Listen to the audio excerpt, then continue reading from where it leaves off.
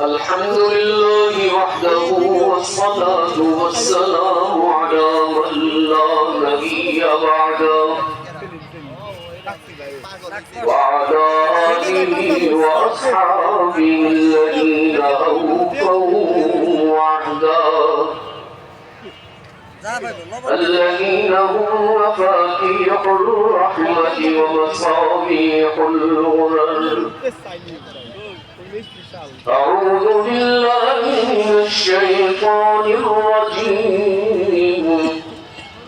بسم الله الرحمن الرحيم. وإذ قال لقمان لابنه وهو يعظه يا بني لا تشرك بالله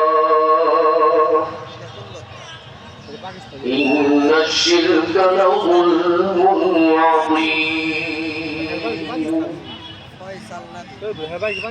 وقال الله تبارك وتعالى في مقام آخر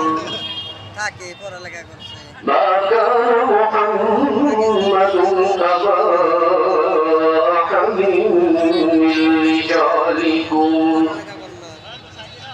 ولكن رسول الله وخاتم النبيين وكان الله بكل شيء عليما. صدق الله مولانا العظيم.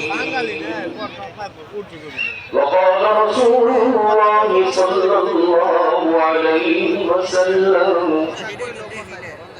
لا يؤمن أحدكم حتى أكون أحب إليه من ولده ووالده والناس أجمعين.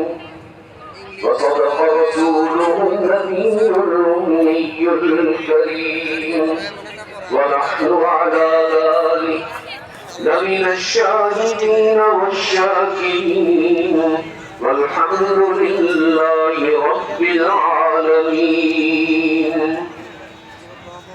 خدا در انتظار حمد بانیست محمد چشم بر راه زمانی